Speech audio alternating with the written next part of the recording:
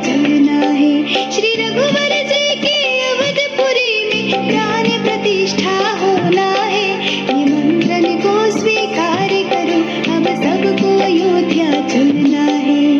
जय बजरंगी जय हनुमान, वंदे मातरम जय श्री राम। श्री राम जय राम जय जय राम, वंदे मातरम जय श्री राम।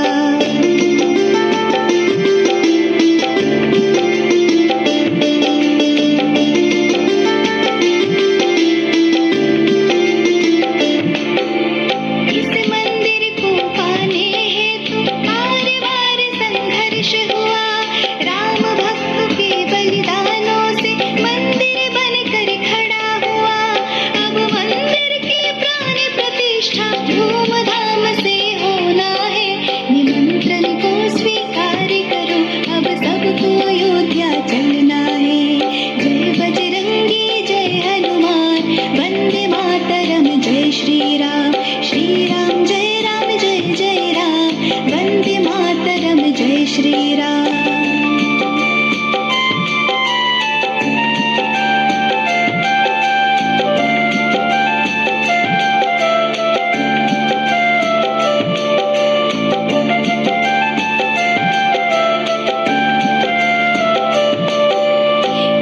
शुक्ल पक्ष द्वादशी को प्राण प्रतिष्ठा होना